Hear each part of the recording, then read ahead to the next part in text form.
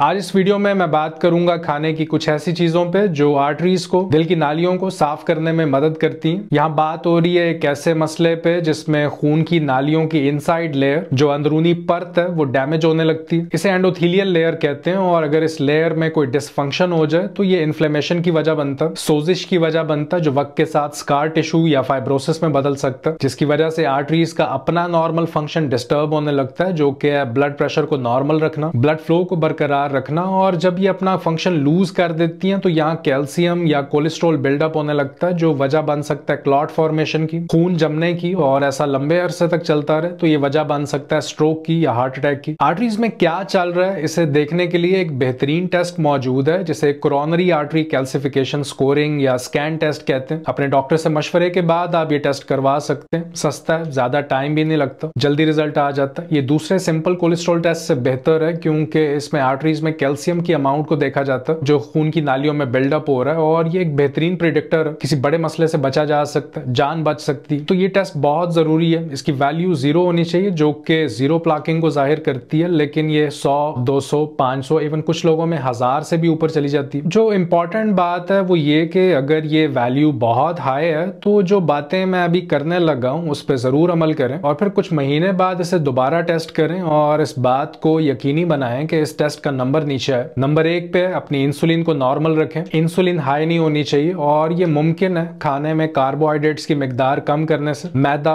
Pasta, pizza, बाजारी तली हुई चीजें कम खाने से। लो कार्बोहाइड्रेट डाइट एक थेरेपी का काम करती है, इसे कीटो डाइट कहते हैं, लेकिन इसमें भी हेल्दी कीटो डाइट की बात की जा रही है। इसमें कार्बोहाइड्रेट्स को जीरो नहीं किया जाता। 50 ग्राम मैक्सिमम 70 ग्राम तक कार्बोहाइड्रेट्स आप पूरे दिन में ले सकते हैं। लो कार्ब डाइट रखते हैं और आपने फास्टिंग करनी है। 12, 14 या 16 घंटे के लिए दिन में कुछ नहीं खाते और बाकी बचे वक्त में खा सकते हैं। फास्टिंग पे पिछली वीडियोस में डिटेल में बात हुई है। जब तक भूख ना लगे तब तक खाना मत खाइए। ये बहुत जरूरी है क्योंकि इससे इंसुलिन नीचे आती है और ये इंसुलिन ही है जो आर्टरीज में इन्फ्लेमेशन की वजह बनती है। आर्टरीज थिक हो जाती है, खून का बहाव डिस्टर्ब होता है। इन्फ्लेमेशन की वजह से एजीज बनती है, एडवांस्ड ग्लाइकेशन एंड प्रोडक्ट्स। ये केमिकल कंपाउंड्स हैं जो आर्टरीज में मौजूद प्रोटीन्स को डैमेज करते हैं। इनके साथ मिलने से ये प्रोटीन्स अपनी साख्त खो देती हैं, अनयूजेबल हो जाती हैं, जिसकी वजह से ब्लड फ्लो मुतासर होता है, खून की नालियां सख्त हो जाती हैं। ओमेगा 6 ऑयल्स जो वेजिटेबल ऑयल हमारे खानों में इस्तेमाल होता है, ये भी एजीज बनने की वजह बनता है। इस पे मैं अभी बात करूंगा। तो नंबर 1 पे लो कार्ब डाइट है और यही मोस्ट इंपॉर्टेंट है, जिसे आप राइट अवे हैंडल कर सकते हैं, फौरी एक्शन ले सकते हैं और जरूर करें, क्योंकि ऐसा ना करने से बाकी जितने पॉइंट्स हैं वो फायदेमंद नहीं होंगे। नंबर 2, आपको अपने खाने में ऐसी चीजें शामिल करनी है जिनमें विटामिन K2 पाया जाता है। इसमें चिकन लिवर, अंडे,